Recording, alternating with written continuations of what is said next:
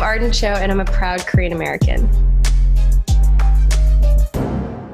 I think there's always been a challenge of how Asians are represented in media. If we go back even like Anime Wong days and films, Asian women have always been sort of a prize or a trophy or a sexual desire. And so I think when I first moved to LA and pursued acting, one of the things I really wanted and hoped for in my career was that I didn't have to be the sexy girl number one or massage girl number two or some sort of a sexual object, because the whole reason for pursuing entertainment for me was I just wanted to be a part of, hopefully, representation. Growing up, I grew up barely seeing Asian Americans on TV. There were a few actors, Lucy Liu, Sandra Oh, Kristen Crook. There were just a few women that I was like, oh, cool. But aside from that, there just wasn't much. And so I think for me, I really wanted to hopefully be a part of that change if I could. You seem like a really nice guy. And not just because you kept me from getting eaten by a coyote. I remember my agent being like, one more audition. And I was like, why, what's the point? I'm never gonna book it. They're never gonna go Asian.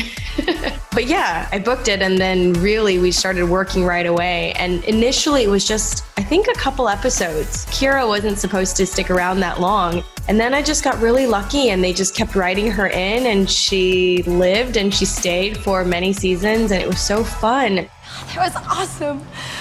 I mean, terrifying, completely terrifying, but kind of awesome.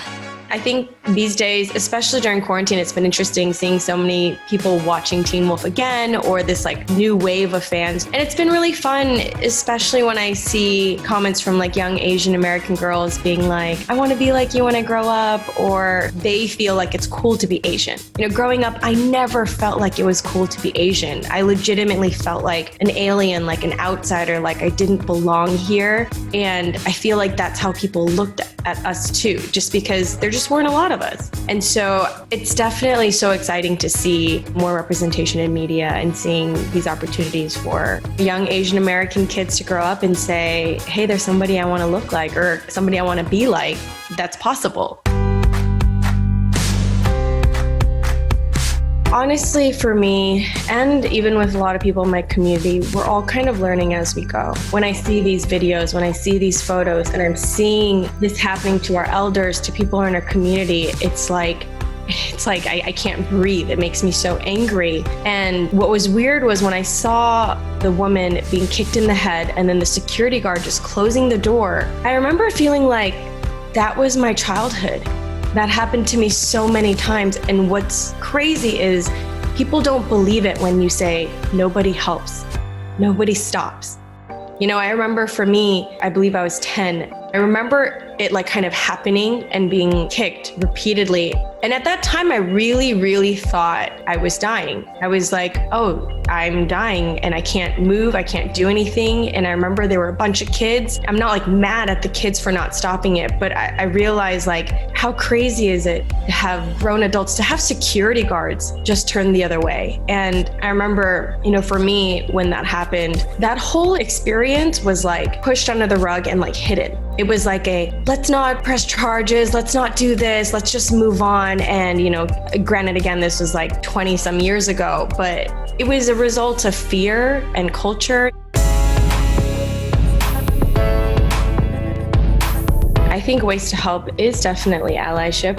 It has to come from all the communities. You know, Asian Americans supporting Black Lives Matter supporting Stop Asian Hate. I think it's going to take time. And it's really exciting to see more Asian American writers and storytellers really, you know, putting together great projects and hopefully being our voices, because for so long we had non-Asian people writing our stories, you know, writing our parts. And so I think in the same way that the Black community really thrived in entertainment was when Black creators just started saying, you know what, let's make our own movies. Let's put all our people in it, let's make our own movies.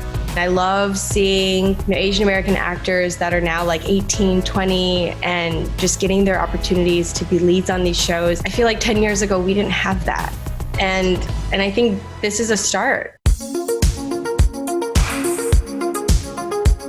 It's always been exciting because it's a time to celebrate, I guess, us. It's a time to celebrate our community. But I think this time I really hope that this is a chance for people to listen, for people to learn and be educated, When I talk to people about our history and just how Asian Americans have been murdered in the streets back in the 1800s and no justice, banned from entering the country. I mean, so many things have happened that people actually don't know about. And I think AAPI, this month, hopefully is a chance for people to care and to listen and to learn and to educate and realize that our pain and our hate is real, that it is happening, and that this is a time for us to hopefully all come together and really bring change.